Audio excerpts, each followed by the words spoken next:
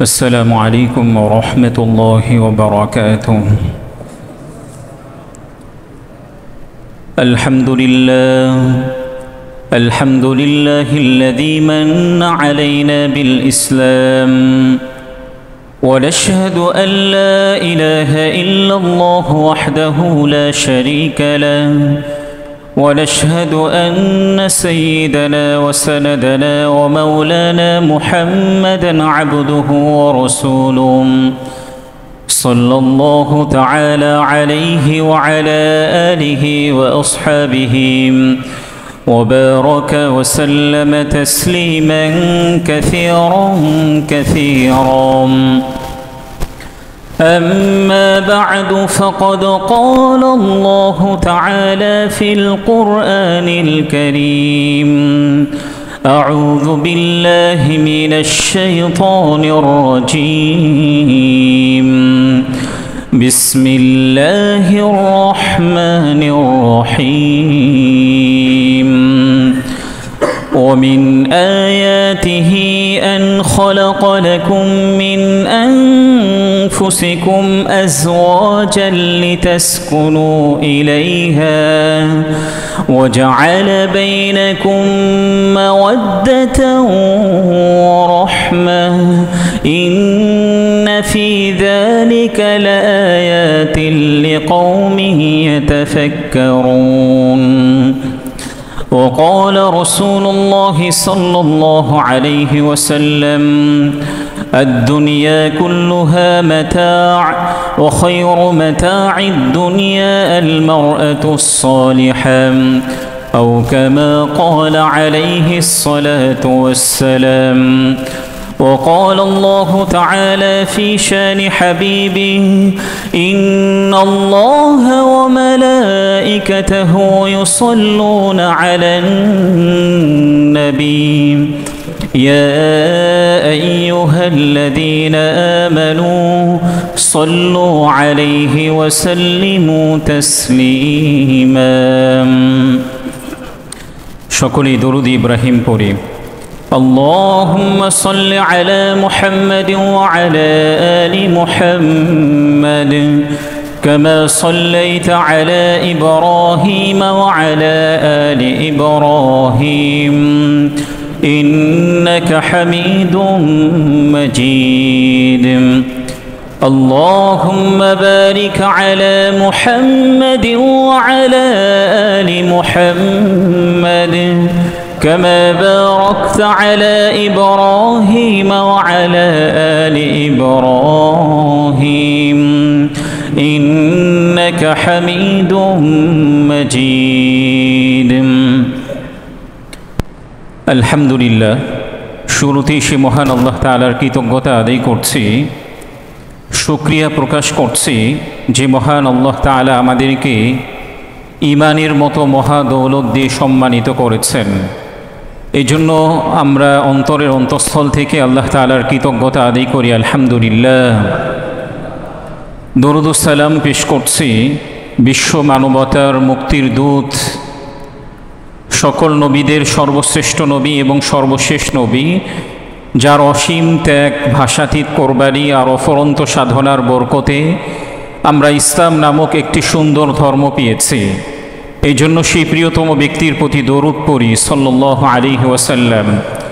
সুস্থতা কামনা করছি যারা অসুস্থ থাকা সত্ত্বেও মসজিদে এসেছেন এবং বর্তমান বাংলাদেশের পরিস্থিতিতে বিভিন্নভাবে যারা অসুস্থ হয়েছেন, হসপিটালের বেডে শায়িত আছেন, আল্লাহ রব্বুল আলামিন যেন সকলকে পরিপূর্ণ সুস্থতা দান করেন।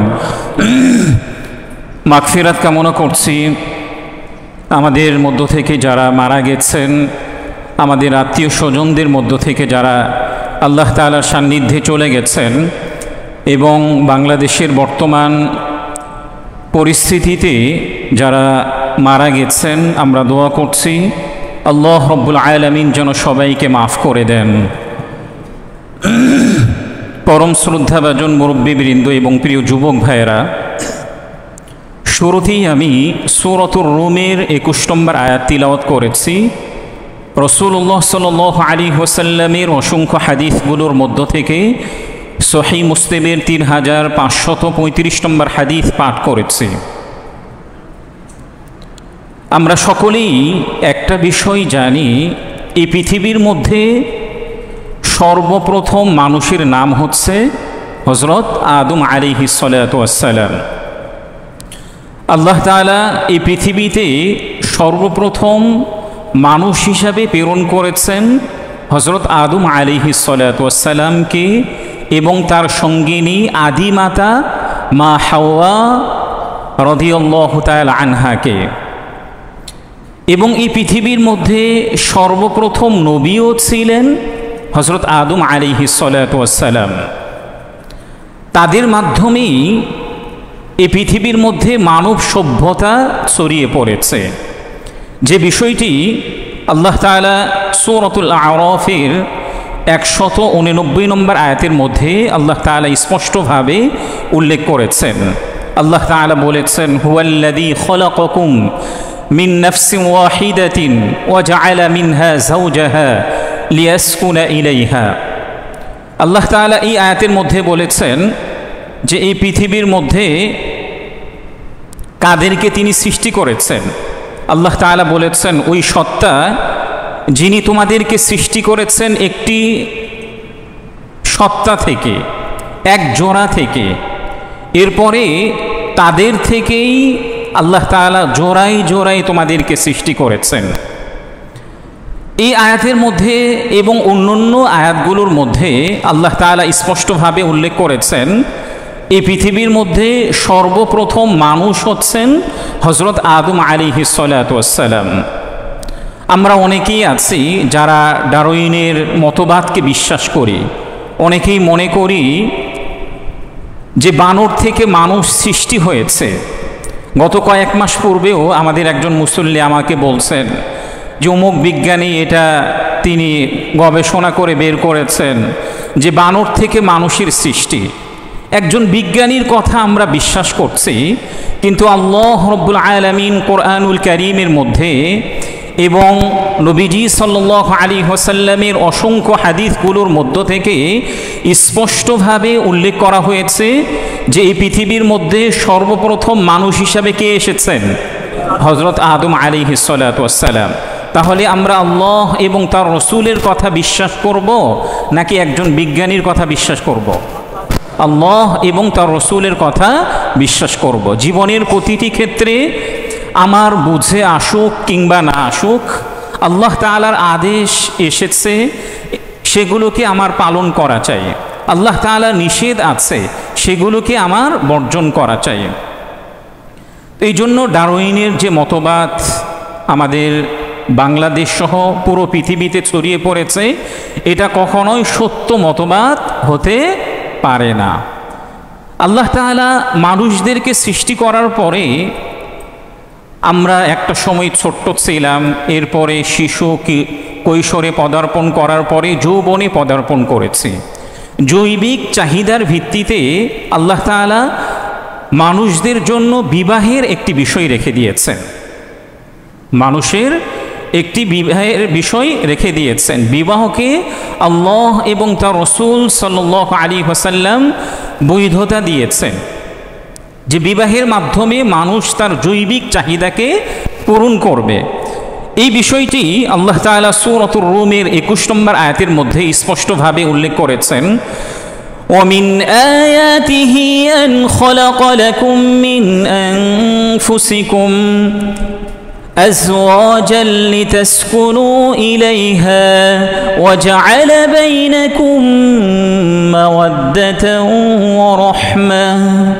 এই আয়াতের মধ্যে আল্লাহ তাআলা স্পষ্টভাবে উল্লেখ করেছেন আল্লাহ রাব্বুল আলামিনের নিদর্শনাবলীর মধ্য থেকে একটি নিদর্শন হচ্ছে তিনি তোমাদেরকে এবং তোমাদের জন্য একজন স্ত্রী সৃষ্টি করেছেন, এবং তোমাদেরকে তিনি সৃষ্টি করেছেন, এবং তোমাদের স্ত্রীদেরকে কেন সৃষ্টি করেছেন?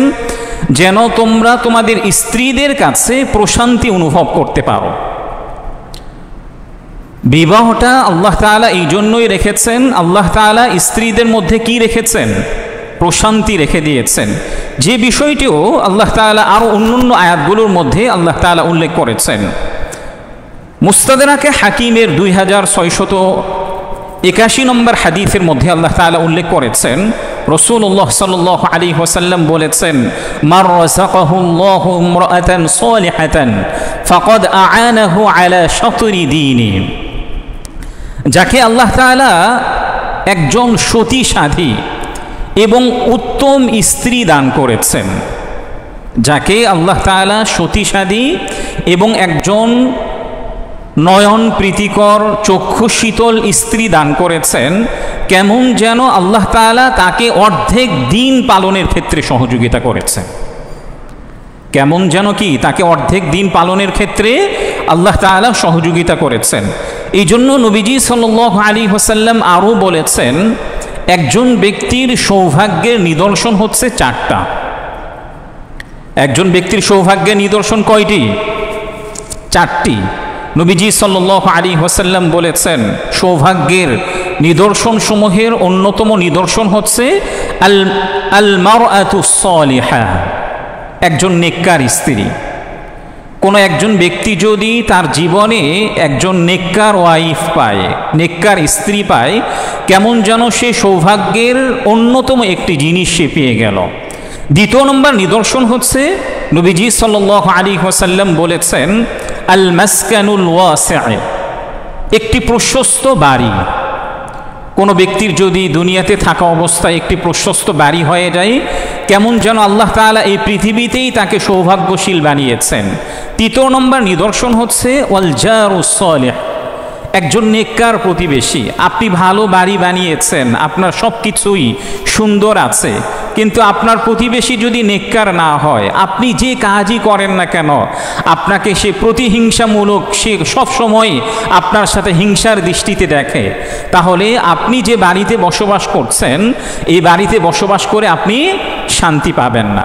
এই জন্য নবীজি সাল্লাল্লাহু আলাইহি ওয়াসাল্লাম নিজে দোয়া করতেন, হে আল্লাহ, আমি খারাপ প্রতিবেশী থেকে আপনার কাছে আশ্রয় কামনা করছি। নবীজি সাল্লাল্লাহু আলাইহি ওয়াসাল্লামের মতো ব্যক্তিও কি করতেন? দোয়া করতেন, হে আল্লাহ, আমি আপনার কাছে খারাপ প্রতিবেশী থেকে আশ্রয় কামনা করছি। 4 নম্বর নিদর্শন হচ্ছে আল মারকাবুল হানি, একটি আরামদায়ক বাহন।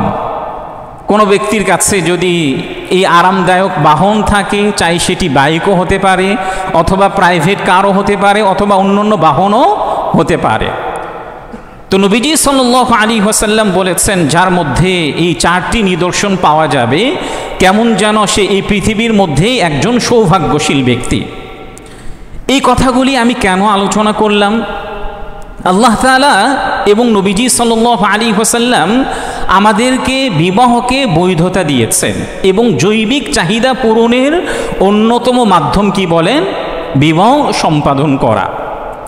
কিন্তু আমাদের সমাজে যারা আছেন, যারা যৌবন বয়সে পদার্পণ করেছেন বিবাহের পূর্বে, কিংবা যারা এখানে অবস্থান করছে, বিবাহ করেছে, বিবাহের পূর্বে আমরা মাসআলা মাসাইল না জেনেই বিবাহ করেছে। বিবাহ যে একটি ইসলামের অন্যতম একটি বিধান, এর কিছু মাসালা মাসাইল আছে না? নবীজি সাল্লাল্লাহু আলাইহি ওয়াসাল্লাম কিছু বিষয় উৎসাহিত করেছেন। বিবাহের পূর্বে আমার প্রতি নবীজি সাল্লাল্লাহু আলাইহি ওয়াসাল্লামের কি কি নির্দেশনা আছে, এগুলো আমি জানি না। হুট করে বিবাহের প্রয়োজন পড়েছে, পারিবারিক চাপ, কিংবা আমার নিজে বিবাহের প্রয়োজন, আমি বিবাহ করে ফেলছি। অথচ নবীজি সাল্লাল্লাহু আলাইহি ওয়াসাল্লামের অনেক বিধিবিধান আছে যে বিবাহের পূর্বে আমার কি কি করার প্রয়োজন আছে। সম্ভবত 1 মাস পূর্বে দৈনিক একটি পত্রিকায় দেখলাম, বাংলাদেশের একজন ক্রিকেটার, নতুন একজন ক্রিকেটার রিশাদ হোসাইন, তিনি বিবাহ করেছেন। মোহরানা নির্ধারণ করেছেন, দেনমোহর নির্ধারণ করেছেন 101 টাকা। মোহরানা নির্ধারণ করেছেন কত টাকা? 101 টাকা, যেটা আমাদের উপমহাদেশে একটা ট্রেন্ডে পরিণত হয়েছে। অনেকেই 10 লাখ টাকা, 20 লাখ টাকা মোহরানা নির্ধারণ করেন, দেনমোহর নির্ধারণ করেন। অনেকেই ওভার কনফিডেন্সের কারণে তারা মোহর নির্ধারণই করতে চান না, তারা একটা সামাজিকভাবে ট্রেন্ডের মধ্যে নিজেদের জীবনকে ছড়িয়ে দেওয়ার জন্য 101 টাকা মোহরানা নির্ধারণ করেন। আমাদের মধ্যে অনেকে এমন আছে না? আচ্ছা বলেন তো, এই যে আপনি ট্রেন্ডের মধ্যে নিজের গাকে জড়িয়ে ফেললেন, নিজেকে জড়িয়ে ফেললেন, 101 টাকা মোহরানা নির্ধারণ করা, এটা কি সুন্নাহসম্মত? এমন কি হাদিসের মধ্যে উল্লেখ আছে?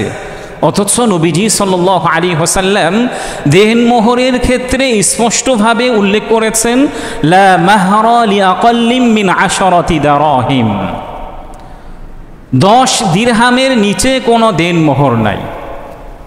10 দিরহামের নিচে কি নাই? কোনো দেনমোহর নাই। বর্তমান বাজার দর অনুযায়ী যদি আপনি হিসাব করেন, এই 10 দিরহাম কত টাকা হয়? আপনি যদি বর্তমান বাজার দর ধরেন, তাহলে এটা আসবে প্রায় 6 থেকে 6,500 টাকা। তাহলে যারা 101 টাকা, 1001 টাকা, 303 টাকা, আরও কত কি ট্রেন্ড আছে, এই ট্রেন্ডের মধ্যে আমরা নিজেদেরকে জড়িয়ে ফেলছি। আমাদের জন্য এটা ঠিক হচ্ছে? এটা ঠিক হচ্ছে না। ঠিক তদ্রূপ দেখেন, আমাদের মধ্য থেকে অনেক তরুণ তরুণী আছেন যারা পরিবারকে জানাতে চান না। তারা কি করেন? একটা খোলা ময়দানে গিয়েছেন, খোলা ময়দানে যাওয়ার পরে তারা উভয়ে চিল্লায়ে বলছেন যে আমরা আকাশ বাতাস সাক্ষী রেখে আমরা নিজেরা কবুল করে নিচ্ছি এবং একে অপরের সাথে বিবাহ বন্ধনে আবদ্ধ হচ্ছে। এই যে আকাশ বাতাস সাক্ষী রেখে বিবাহ তাদের হয়ে গেল, এই বিবাহ কি হয়ে যাবে? কথা বলেন, বিবাহ হবে? ইসলামী শরিয়া এটাকে অনুমোদন দেয়? ইসলামী শরিয়া এটাকে অনুমোদন দেয়। ঠিক তদ্রূপ অসংখ্য হাদিসের মধ্যে উল্লেখ করা হয়েছে, বিবাহের পূর্বে কুফু, এটা অনেক গুরুত্বপূর্ণ একটি বিষয়। আপনি যে লেভেলের ব্যক্তি, এমন লেভেলের ব্যক্তিদেরকে খুঁজে আপনি বিবাহ করবেন। এটা নবীজি সাল্লাল্লাহু আলাইহি ওয়াসাল্লাম অনুপ্রাণিত করেছেন এবং মুসলিম সম্প্রদায়কে, মুসলিম যুবকদেরকে উৎসাহিত করেছেন। আপনি অনেক বড় একজন কোটিপতি, একজন গরিব ফ্যামিলির মেয়েকে বিবাহ করলেন, এটা ইসলাম অনুমোদন করে না। হতে পারে ইসলাম অনুমোদন করে না বলতে এটা না যে আপনি বিবাহই জায়েজ হবে না, বিবাহ হয়ে যাবে, কিন্তু ইসলামের বিধিবিধান হচ্ছে আপনি যে লেভেলের ব্যক্তি, এমন লেভেলের ব্যক্তিদেরকে খুঁজে খুঁজে আপনি বিবাহ করবেন, বিবাহ হয়ে যাবে। এতে হবে কি, পারিবারিক যে অবকাঠামো যেটা আছে এটা পরবর্তীতে বহাল থাকবে। নবীজি সাল্লাল্লাহু আলাইহি ওয়াসাল্লাম যে পরামর্শগুলো দিয়েছেন, এই পরামর্শগুলো তিনি এই জন্যই দিয়েছেন, বিবাহের পরে দীর্ঘ একটা সময় পর্যন্ত স্বামী স্ত্রী একসাথে অবস্থান করে।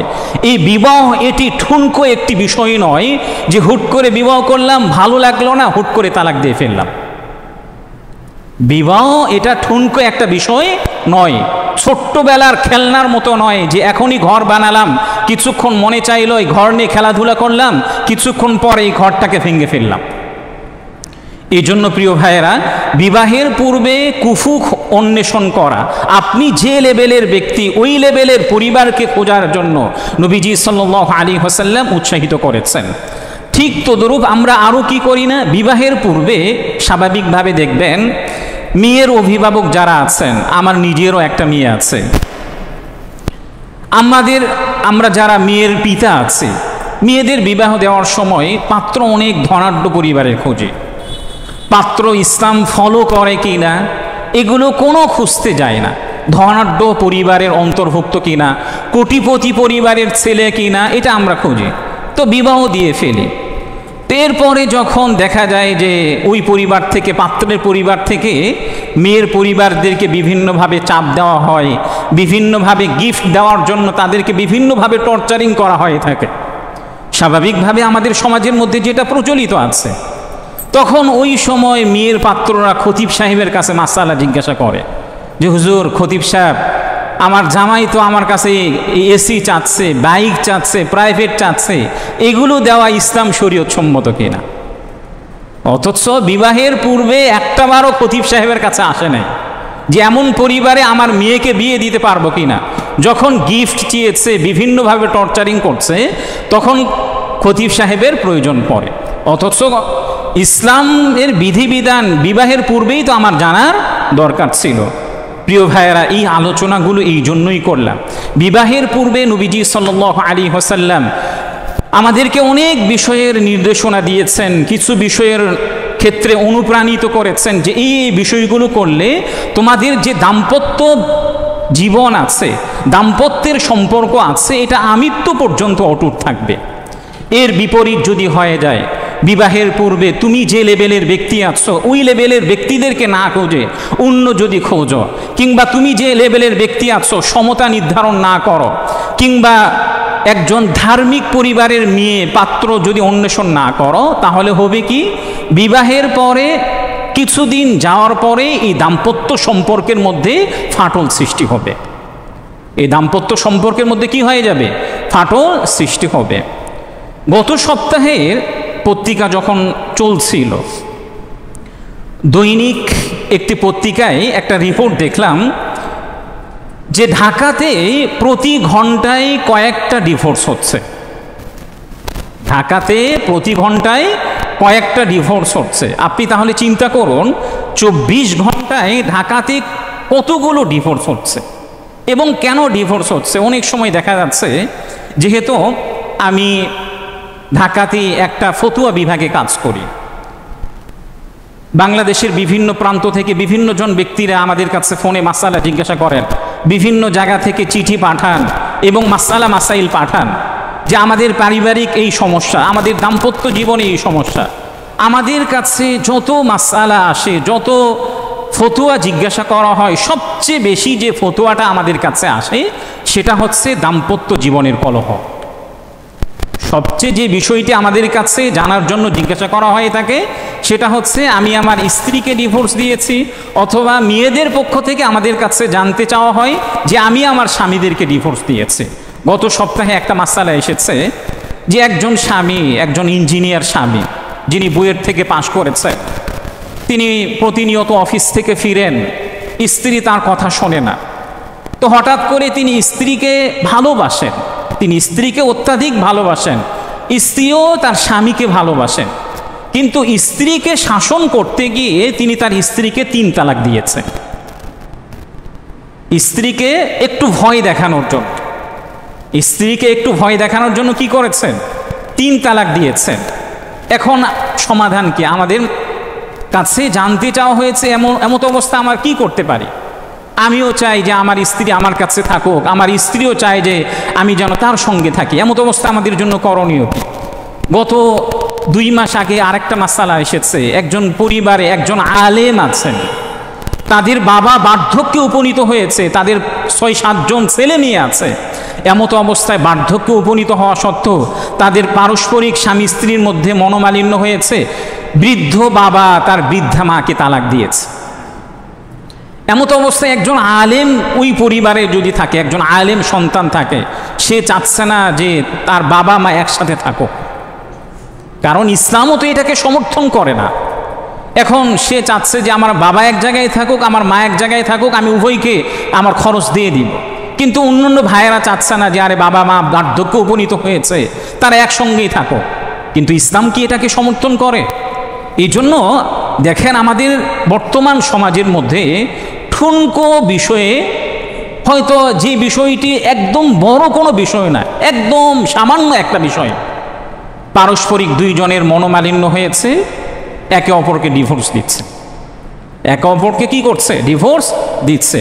গত কয়েকদিন আগেও আপনারা দেখেছেন দুবাইয়ের যে প্রিন্সেস আছে শেখ মাহেরা, সে তার স্বামীকে ইনস্টাগ্রামের মাধ্যমে 3 তালাক দিয়েছে, ডিভোর্স দিয়েছে 3 বার। ইনস্টাগ্রামের মধ্যে স্পষ্টভাবে উল্লেখ করেছে। অথচ তাদের 2 মাস পূর্বে একটা ফুটফুটে বাচ্চা হয়েছে। এমন আমরা অসংখ্য দেখব যে অসংখ্য এলাকাগুলোর মধ্যে, ঢাকা শহরের মধ্যে, চাই সেটা গ্রাম অঞ্চলের মধ্যে এই বিষয়গুলো ছড়িয়ে পড়েছে যে আমরা ঠুনকো কারণে একজন স্বামী একজন স্ত্রীকে ডিভোর্স দিয়ে দিচ্ছে, কিংবা একজন স্ত্রী তার স্বামীকে ডিভোর্স দিয়ে দিচ্ছে। এর পূর্বে আর একটা কথা বলি, বর্তমান পৃথিবীতে কয় কোটি মানুষ বসবাস করছে? কেউ বলতে পারবে? বর্তমান পৃথিবীতে কয় কোটি মানুষ বসবাস করছেন? 800-র উপরে। বর্তমান পৃথিবীতে 800 কোটির উপরে মানুষ বসবাস করছেন।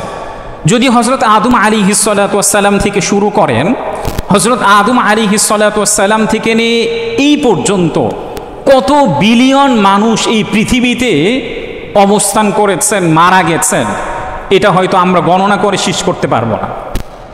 এটা হয়তো আমরা গণনা করেও সৃষ্টি করতে পারবো না। এই যে আল্লাহ তাআলা বিলিয়ন বিলিয়ন মানুষকে সৃষ্টি করেছে, প্রত্যেকের একটা চেহারা আছে না? কথা বলেন, প্রত্যেকের একটা চেহারা আছে কি না? প্রত্যেকের একটা চেহারা। এই চেহারাটা হয়তো দেখা যাবে এক বৃহৎ পরিমাণ। প্রত্যেকের চেহারার মধ্যে নাক আছে, গাল আছে, কপাল আছে, দৃষ্টিশক্তি আছে, শ্রবণ শক্তি আছে, ঠোঁট আছে। এই যে এত বিলিয়ন বিলিয়ন মানুষ আল্লাহ তাআলা সৃষ্টি করেছে, প্রত্যেকের চেহারার মধ্যেই নাক, কান, গাল, দৃষ্টিশক্তি আছেন, ঠোঁট আছে। এই বিলিয়ন বিলিয়ন মানুষদের মধ্যে একে অপরের সাথে আরেকজনের মিল আছে? কথা বলেন, একজনের সাথে আরেকজনের মিল আছে? একজনের সাথে আরেকজনের মিল নেই। এখান থেকেও বোঝা যায় যে আল্লাহ তাআলা কত অপরূপ সৃষ্টিকর্তা। সুবহানাল্লাহ। এই এক্সাম্পলটা দিচ্ছি কিন্তু এমনিতেই না, সামনে বিষয়টা আসবে। আল্লাহ তাআলা অপরূপভাবে সৃষ্টি করেছেন। ঠিক তদ্রূপ দেখেন, আমরা যারা এখানে অবস্থান করছি, একজনের চেহারার সাথে আরেকজনের চেহারা রঙের মিল আছে? রঙেরও মিল নেই। এক একজন এক এক রকম। বিশেষ করে যদি দেখি এই রঙের ভিন্নতা, আমরা যদি আফ্রিকা মহাদেশে যাই, সবাই আমার মতো ব্ল্যাক কালারে, হয়তো আমার চেয়েও বেশি কালো, আমার চেয়েও কি তারা বেশি কালো। যদি ইউরোপে যাই তাহলে দেখা যাবে সবাই হোয়াইট কালারে। কিন্তু যারা একেবারে ব্ল্যাক কালারে আছে, তাদের মধ্যে কি সবাইকে একরকম দেখা যায় নাকি তাদের মধ্যেও ভিন্নতা আছে? তাদের মধ্যেও ভিন্নতা আছে। আপনি যদি ইউরোপে যান, সবাই সাদা কালার, সবাইকে দেখতে একই রকম মনে হচ্ছে, কিন্তু তারা কি সবাই একরকম নাকি তারাও ভিন্ন ভিন্ন? তারাও ভিন্ন ভিন্ন, সাদা হলেও কি ভিন্ন ভিন্ন। কিন্তু আমাদের উপমহাদেশের মানুষ একই জায়গায় আমরা বসবাস করছি, অথচ কিংবা একই পরিবারে অবস্থান করছি, কেউ সাদা, কেউ কালো, কিংবা কেউ উজ্জ্বল শ্যামা, কিংবা কেউ শুধু শ্যামলা।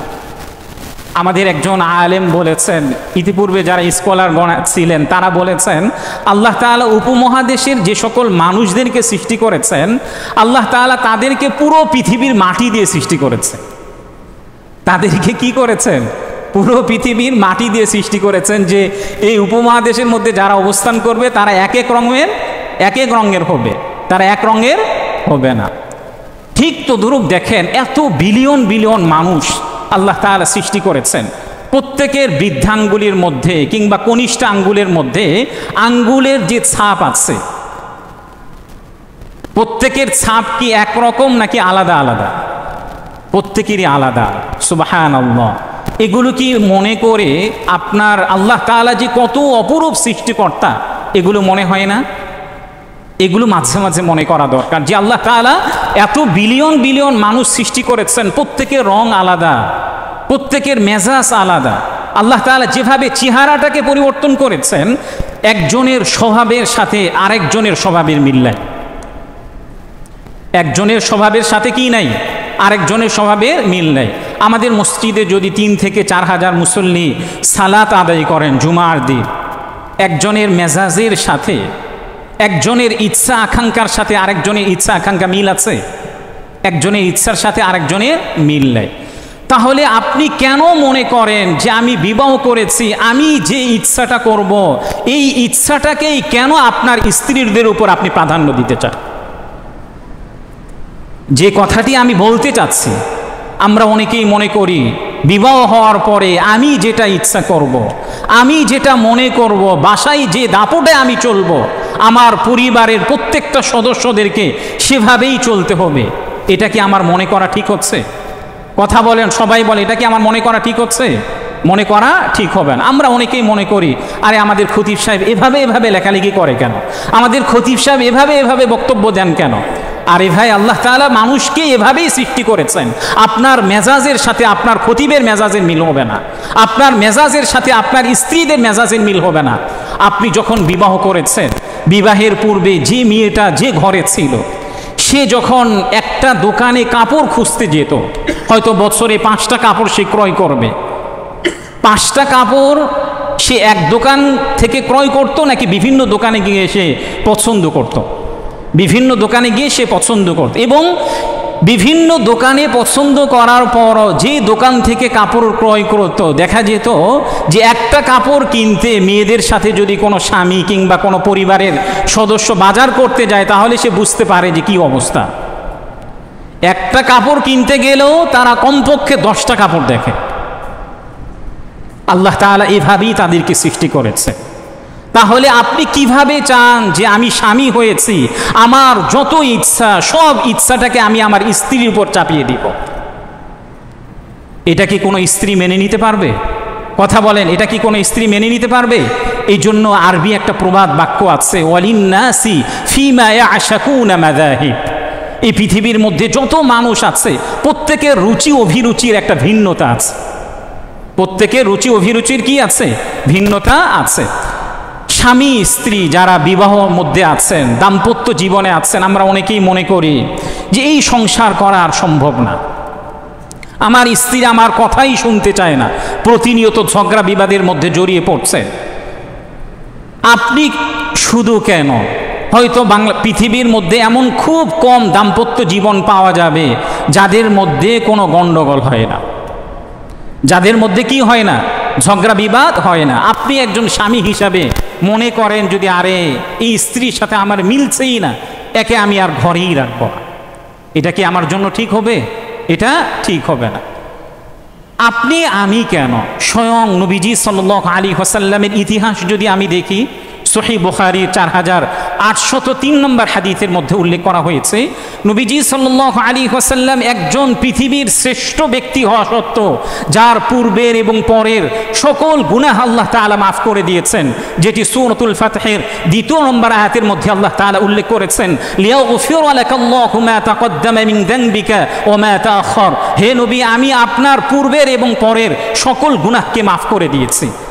এই সর্বশ্রেষ্ঠ নবী হওয়া সত্ত্বেও তিনিও স্ত্রীদের উপরে রাগান্বিত হয়েছেন, যেটি সহিহ বুখারী 4803 নম্বর হাদিসের মধ্যে উল্লেখ করা হয়েছে।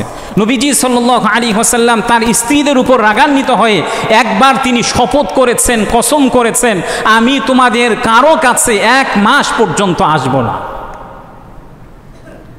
নবীজি সাল্লাল্লাহু আলাইহি ওয়াসাল্লাম রাগ হয়েছেন, আমাদের কি রাগ নাই? কথা বলেন, আমাদের রাগ আছে? তাহলে আমরা কি রাগ হলে আমরা স্ত্রীদেরকে ডিভোর্স দিয়ে দিব, তালাক দিয়ে দিব?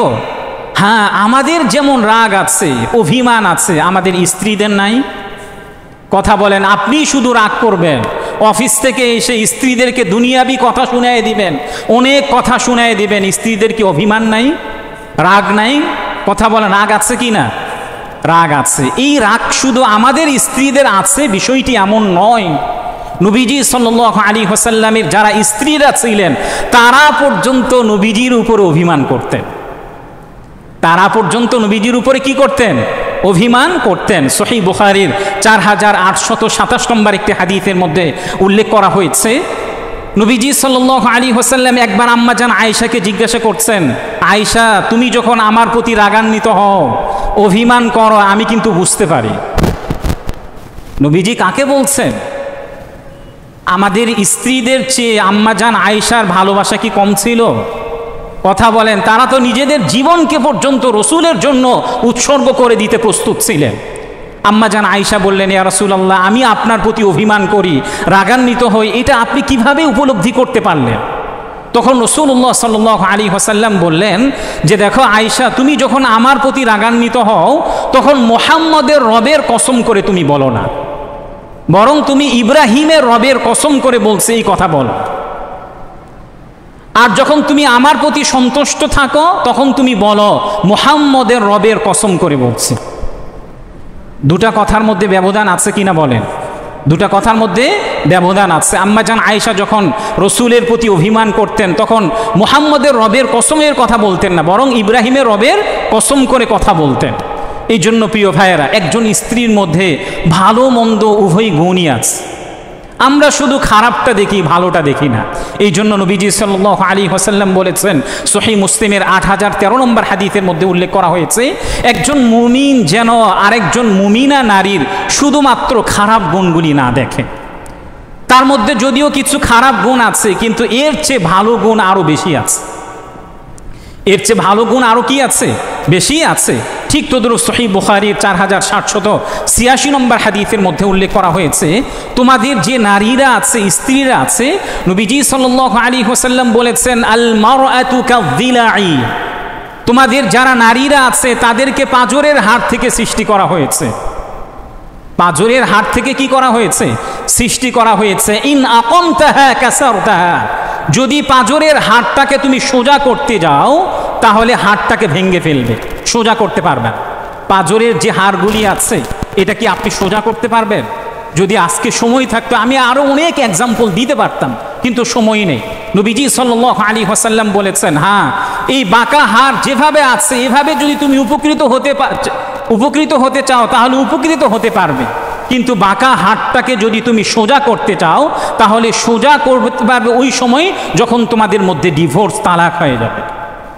যখনই তুমি সোজা করতে যাবে, এই সোজা করার একেবারে শেষ পর্যায়ে হচ্ছে, সেটা হচ্ছে কি?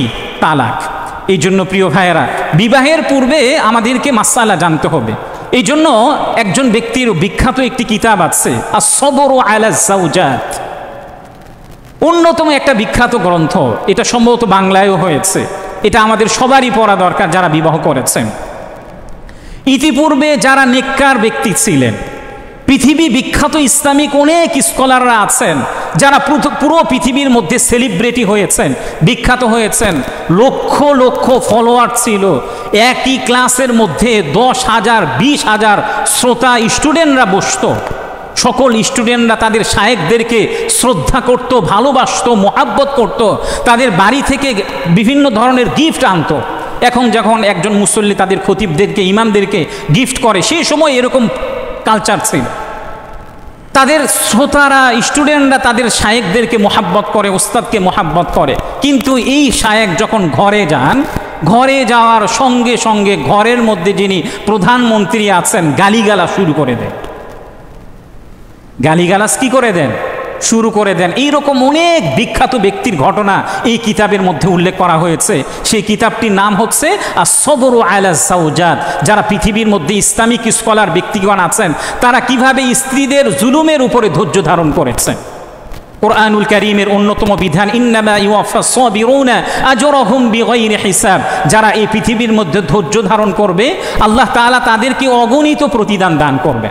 আমরা অসুস্থ অবস্থায় ধৈর্য ধারণ করি, বিভিন্ন অবস্থায় ধৈর্য ধারণ করি, কিন্তু স্ত্রী যখন আমাকে গালিগালাজ করে, স্ত্রীদের পক্ষ থেকে যখন বিভিন্ন কটূক্তি আসে কিংবা আরও বিভিন্ন বিষয় আসে, তখন কেন আমরা ধৈর্য ধারণ করতে পারি না? এই জন্য যখন একেবারে একটা পর্যায়ে কোনো সলিউশন হচ্ছেই না, তখন আল্লাহ তাআলা একটা বিধিবিধান রেখে দিয়েছেন, সেটা হচ্ছে তালাক। কোরআনুল কারীমের মধ্যে একজন দাম্পত্য সাংসারিক জীবন শেষ করতে গিয়ে কিভাবে আমরা অগ্রসর হব, এই বিষয়টি আল্লাহ তাআলা উল্লেখ করেছেন। আল্লাহ তাআলা সূরাতুন নিসার 34 নম্বর আয়াতের মধ্যে উল্লেখ করেছেন, ওয়াল্লাতী তাখাফুনা নুশুযাহুন্না ফাইযুহুন্না ওয়াহজুরুহুন্না ফিল মাদাজি'। আমরা একে অপরের সাথে রাগান্বিত হলে সাথে সাথে 3 তালাক। অথচ এটা আল্লাহ তাআলার বিধিবিধান নয়, নবীজি সাল্লাল্লাহু আলাইহি ওয়াসাল্লামের বিধিবিধানও নয়। হ্যাঁ, যদি আপনার স্ত্রীর সাথে আপনার একেবারে মনোমালিন্য না হয়, তখন আপনি আপনার স্ত্রীকে নসিহা করেন, উপদেশ দেন। আর যদি সন্তান হয়ে থাকে, সন্তানের দিকে তাকায়ও দয়া করে কেউ ডিভোর্সের দিকে আগাবেন না। তো আল্লাহ তাআলা বলেছেন, প্রথমে স্ত্রীদেরকে নসিহা করো, এরপরে তাদের বিছানাগুলোকে আলাদা করে দাও। বিছানা আপনি আলাদা করতে পারেন, হয়তো আপনি নিচে শুয়ে আছেন, আপনার স্ত্রী খাটে শুয়ে আছে, অথবা আপনার স্ত্রীকে আপনার ভালোই লাগছে না, আপনার স্ত্রীকে তার বাপের বাসায় পাঠিয়ে দেন। দুইজনেই আপনারা সাইকোলজিক্যাল বিষয়গুলো বুঝতে থাকেন, যে নিজেরা বুঝতে থাকেন যে তার সঙ্গে আমার ঘর সংসার করা আদৌ কি সম্ভব হবে কি না। একটা পর্যায়ে যখন সম্ভব হবে না, তখন কি করবেন? এই বিষয়টি আল্লাহ তাআলা সূরাতুন নিসার 35 নম্বর আয়াতের মধ্যে আল্লাহ তাআলা উল্লেখ করেছেন, ওয়াইন খিফতুম শিকাক বাইনিহিমা ফাবআসু হাকামান মিন আহলিহি ওয়া হাকামান মিন আহলিহা। যদি প্রথম কয়েকটা ধাপ কোনো কাজে না আসে, আপনি উপদেশ দিলেন, বিছানা পৃথক করলেন, বাপের বাড়ি পাঠিয়ে দিলেন, এরপরও হলো না, তাহলে কি করবেন? উভয় পরিবার থেকে সালিশ নিযুক্ত করেন। উভয় পরিবার থেকে কতিপয় ব্যক্তি আসুক, আপনার পরিবার থেকে কিন্তু কতিপয় ব্যক্তি এসে নিজেরা পরস্পরে সমাধান করুক। আল্লাহ তাআলা বলেছেন, তারা যদি সমাধানের ইচ্ছা করে, আল্লাহ তাআলা নিজে বলেছেন আল্লাহ তাআলা অবশ্যই এই সমাধানের মধ্যে কল্যাণ রেখে দিয়েছেন। অবশ্যই আল্লাহ তাআলা কি রেখে দিয়েছেন? কল্যাণ রেখে দিয়েছেন। হ্যাঁ, উভয়ে সালিশ নিযুক্ত করার পরে তাও হচ্ছে না, তখন একেবারে সর্বশেষ পর্যায়ে সেটা হচ্ছে কি? তালাক। সুনানু আবি দাউদের 2177 নম্বর হাদিসের মধ্যে উল্লেখ করা হয়েছে, নবীজি সাল্লাল্লাহু আলাইহি ওয়াসাল্লাম বলেছেন, মা আহাল্লাহু শাইআন আবগাদা ইলাইহি মিনাত তালাক। আল্লাহ তাআলা এই পৃথিবীর মধ্যে যত বৈধ জিনিসগুলো রেখে দিয়েছেন, সবচেয়ে নিকৃষ্ট বৈধ জিনিসটি হচ্ছে তালাক। সবচেয়ে নিকৃষ্ট বৈধ জিনিস কোনটি? তালাক। আপনি যদি কোনোভাবেই হচ্ছে না, তখন গিয়ে তালাক দিবেন। তালাকও কিভাবে দিবেন? 3 তালাক দিবেন না, ইসলাম এটা বলে না। 3 তালাক দিবেন এটা ইসলাম বলে না। আপনি 1 তালাক দেন, এটাকে বলা হয় তালাকে রজঈ। আপনি আপনার ওয়াইফকে 1 তালাক দিলেন, 1 তালাক দেওয়ার পরে আপনার ওয়াইফ ইদ্যত শেষ করলো। ইদ্যত শেষ করা পূর্বেই যদি আপনি নিয়ে নেন তাহলে তো হয়ে গেল। এখন ইদ্যত শেষ করার পরও, ইদ্যত যখন শেষ হয়ে গেল, তখন আপনি যদি পরবর্তীতে নিতে চান তাহলে নতুন বিবাহের মাধ্যমে নিতে পারবেন। কিন্তু যদি কোনো কারণে আপনি আপনার ওয়াইফকে 3 তালাক দিয়ে ফেললেন, তাহলে নেওয়ার আর কোনো অপশন নাই। এই জন্য প্রিয় ভাইয়েরা, ইসলাম দাম্পত্য জীবনকে অনেক গুরুত্ব দিয়েছেন এবং এই পরিবারের মধ্যে পারিবারিক অবকাঠামোর যে গুরুত্ব দিয়েছেন, আপনি যদি হাদিসের কিতাবগুলো অধ্যয়ন করেন, শুধু বাংলা অনুবাদগুলো যদিও পড়েন, আপনি অবাক হয়ে যাবেন যে আল্লাহ রব্বুল আলামিন এবং নবীজি সাল্লাল্লাহু আলাইহি ওয়াসাল্লাম পারিবারিক যে অবকাঠামো আছে এবং দাম্পত্য জীবনের যে সম্পর্কগুলো আছে, এগুলোকে অটুট রাখার জন্য কি পরিমাণ গুরুত্ব দেওয়া হয়েছে। আল্লাহ রব্বুল আলামিন আমাদের সবাইকে ইসলাম যেভাবে আমাদেরকে নির্দেশনা দিয়েছেন সেই নির্দেশনাগুলোকে ফলো করার তৌফিক দান করেন।